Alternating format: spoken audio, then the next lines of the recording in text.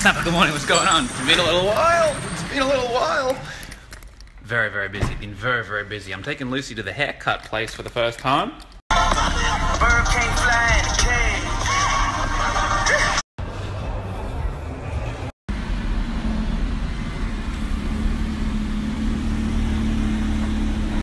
How was it? No, I'm just handled it. I was looking for it on the scene that happened years there. The old mate couldn't find the gear, so he sat there revving it for a little bit. At least that's what he said. Sounded bloody good on here, I'll tell you what. Hello? What are you doing? Snapper, snapper, snapper. We need to have a chat. We're doing a little mini lesson. I want to talk about something that's come up an awful lot of times this week. So I've been watching what's been happening on the news, and now I'm depressed and unmotivated and fearful. That's what a lot of people have been sending in. Let's talk about that. We'll get to war in a second, but whether you have war in the Middle East, or war in your family, or war in your mind, or war in your workplace, just remember this. You only have control over 3 things. That's it. Your decisions, your perceptions, and your actions. You don't control anything else. To live in the falsehood that you have control over anything other than these 3 things will frustrate you and will pull you away from objectivity and mastery of life. Now, in the unlikely event that you are actually someone here on Snapchat watching this who is in the middle of a war, they're doing a war on you or one of your loved ones, you don't want to waste time being depressed about it. Because doing an emotional reaction is a tremendous waste of time and energy. You want to get your shit together, make a decision, and put together a list of action plans and take action. All the best with it. For the other 99.999% of people watching this who actually don't have a war happening to them at the moment, all you can control is your perceptions of war. Your actions aren't going to mean shit unless you've got a nuke in the backyard, and your decisions also won't mean shit in relation to doing anything about the war. It's all in your perceptions. And our perceptions of war as a culture is a little bit off, if I might say so. Let me explain. This is going to be one of those unpopular lessons. Peace and war are conserved at every scale of existence through time and space eternally. Down into the infinite micro, the smallest living organisms have a conservation of peace and war. Your blood cells have a conservation of peace and war. Your red blood cells are dying and being born 100 billion an hour. Up into the infinite macro, we have a conservation of peace and war in the cosmos. We have gas clusters that collapse in on themselves when they run out of energy and they explode into a supernova and create black holes. The universe sustains a conservation of peace and war down in the infinite micro, up to the infinite macro, and at every scale in between of space. It also does it with time. Human beings didn't bring war and chaos to the planet. Mother Nature was a crazy motherfucker well before we got here. And when we're gone, Mother Nature's going to be a crazy motherfucker. There'll be a conservation of peace and war.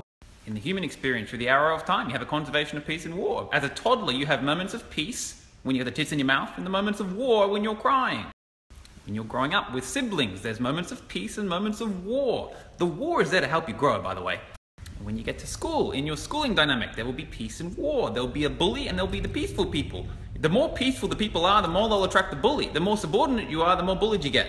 When you eventually get to the workplace, there'll be peace and war. Name one employee that you know that has a perfectly peaceful, calm workplace. Always peaceful.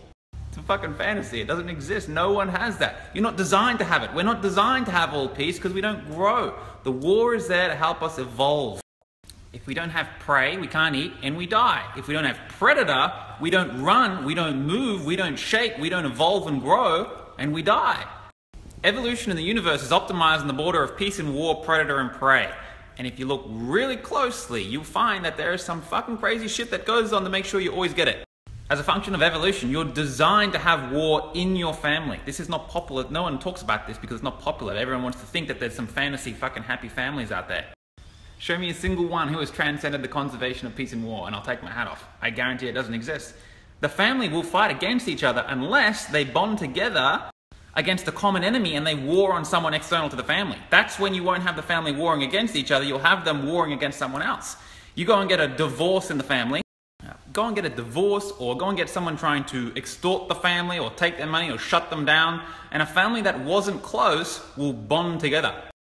And instead of warring between each other and helping each other grow in the family dynamic, they'll bond together temporarily and go and war on the external party. Peace and war is conserved, they just change in direction. If they succeed and go and knock the person off and throw them into the river with the concrete blocks, they'll go back to how it was and they'll be warring against each other again. Same thing with planet Earth. We will have war on Earth. We've always had war on Earth. We will always have war on Earth. We need it, it helps us grow. We'll have it until we get a threat from an alien race. At that time, humans will temporarily bond together. North Korea, Trump, they'll all be together putting their nukes against those motherfuckers and they'll fight together. If the human race loses, then we're done. We die out. The other race was bigger, smarter, faster, stronger, wiser, more evolved. We die out, they take over the Earth, and the universe evolves. If we win and they die out and the nukes work, they were a massive success, and there's no more threats from the outside, the war will be conserved internally. We'll go fighting each other again. So in summary, if you have a war being done to you at the moment, you don't want to fuck around getting emotional about it. You want to make some decisions and take some actions. If you don't have a war being done to you right now and you're just watching it on TV and buying into the propaganda and a little bit fearful, just know this. To the degree that you attach to one-sided fantasies that aren't real, such as peace without war, you will become frustrated, you could become depressed, you will exhaust a tremendous amount of time and energy and brain power in judgment for something that ultimately you have no control over. And on something that is inevitably part of the human experience. You will not escape war. You will not escape the conservation of peace and war. And the ironic reality is that you owe your very existence in this form to the divine conservation laws that have provided just a perfect amount of peace and just a perfect amount of war for the last 13 billion years. So like most things, I don't have a stance on what's happening in the news. I don't watch the news. I don't care. It doesn't add to my life. It doesn't give me a competitive advantage. If you have a perpetual and chronic and irrational fear of dying or death, as in someone hasn't actually got a gun to your head, you just fear of dying, it usually comes from a yearning within, from your immortal soul saying you haven't done what you're here to do yet. Your fucking message isn't done. You either haven't found your purpose or you haven't acted on it yet and you haven't built a legacy. When you find the purpose, when you find the meaning, when you find the message of your life and you act on it and you go and build your legacy, something that lives on Earth beyond your physical life, then many of those irrational fears will just dissolve away. Hold me to it.